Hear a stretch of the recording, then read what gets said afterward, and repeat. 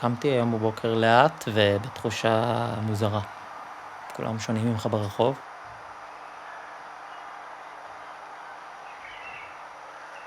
ירושלים היא עיר קשה ומוזרה. הכל פה מרגיש מחוץ לשליטה.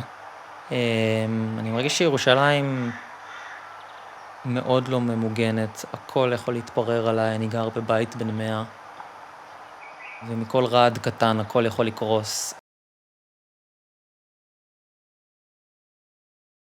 אני חושב שאנשים פה מאוד חמים, אבל אני לא מרגיש פה בטוח. נראה לי שזה בעיקר על להיות חילוני בירושלים. המלחמה פה הרבה יותר נוכחת והרבה יותר שזורה ביום יום, ופשוט נמצאת מתחת לפני השטח. זאת עיר שמאוד קשה להרגיש בה חלק ושייך, ואולי זה מה שהופך אותה למה שהיא.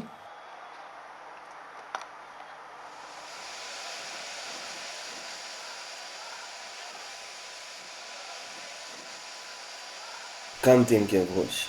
שתיתי אתמול בערב עם חברים בבר שאני עובד בו, אז הבוקר הכה בי.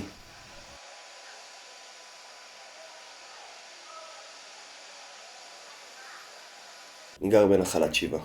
זה מאוד קטן, מאוד אינטימי, מאוד ירושלמי הייתי אומר. כי בתור סטודנט עכשיו אני מספר תמיד לחבר'ה מבחוץ שזה לא ירושלים באמת. ירושלים האמיתית היא השכונות מסביב. אין פה באמת את הילדים שגדלים פה, אין פה באמת את המשפחות שחיות פה, אין פה את הקהילתיות שאני גדלתי לתוכה, היום כנראה כבר אין. נולדתי בשכונת רמות בירושלים, ואז העיר התחרדה, אז הם בחרו לעבור לקריית יובל. כשגדלתי, השכונה עוד הייתה קצת יותר רעועה, נקרא לזה ככה, מבחינה חברתית. טיפוסים קצת יותר קשים, אבל מצד שני גם טיפוסים מאוד מקסימים. והייתה אווירה יותר חילונית מאשר היום, אבל מקום קסום לגדול בו. אני מרגיש שהעיר מאבדת את עצמה, שהיא נשבת ללופ החרדי, להתחרדות. היא לא מתקדמת, אני חושב שהיא יכולה להיות מרכז בילוי מטורף לצעירים, ואני חושב שהיא יכולה להיות מרכז תרבות מטורף. הרי כל הבתי ספר הכי טובים לאומנות בארץ נמצאים כאן. איך זה שהיא לא פורחת מבחינה תרבותית לאחר החיים הסטודנטיאליים. אם אני אבחר לראות עתיד כחילוני פה, אז יהיה לי עתיד. כי העיר הזאת שייכת לי בדיוק כמו שהיא שייכת לדתיים. והם לא יהיה להם מה לעשות עם זה.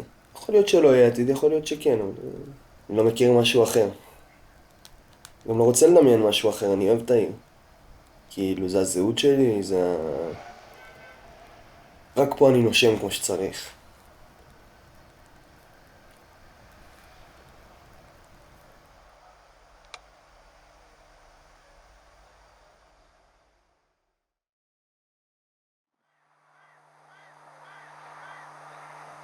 קמתי טוב. אני חושבת שזה היה הבוקר הראשון שהתעוררתי שלא הייתי צריכה לעשות משהו על הבוקר. שזה היה נחמד. אני לא דתייה היום. מהעולם החרדי לא נשאר כלום. אני דתל"שית ב1.5 שקל, אני לא זוכרת כמעט כלום. נשאר לגדול בפשטות, שזה משהו שמרגיש לי שלקחתי את זה, ונשאר לעבוד קשה כדי להיות בן אדם טוב. אני חושבת שזה מה שגדלתי עליו וזה מה שנשאר. אז החוויה שלי בירושלים הייתה מחולקת לשתיים. הייתה החוויה שלי בתור נערה פה. כל הסביבה שלי הייתי מסתובבת במקומות של החרדים פה. אז אני חוויתי את הצד הזה של העיר.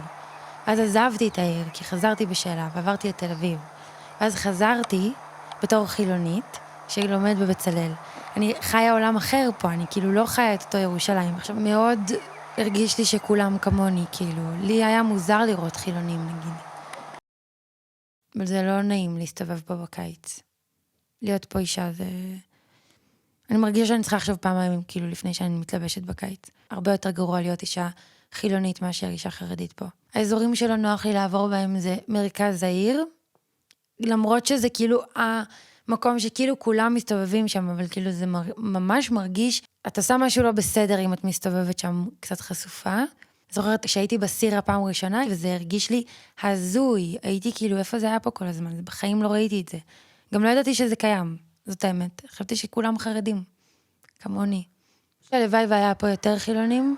כאילו אני מרגישה שהסטודנטים פה די מחזיקים את כל החילונות פה, ואני חושבת שזה חבל, כי אני זוכרת בתור בחורה צעירה יחסית, שכשיצאתי בשאלה, כשהכרתי את העולם החילוני, אז זה היה הרבה יותר מורגש באיזשהו שלב. היום, גם כשאנחנו נמצאים בחברות, מרגיש לי שאנחנו נמצאים מאוד ברדיוס נורא קטן בסוף. ממש חסר. המשמעות של ירושלים זה יחסי אהבה שנאה. אני כרגע פה לא מרצון.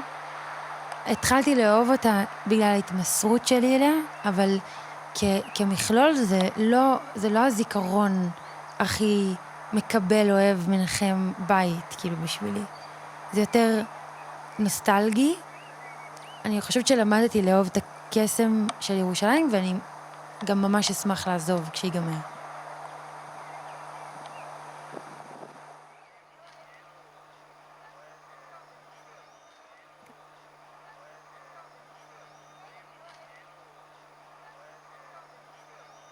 קמתי טוב.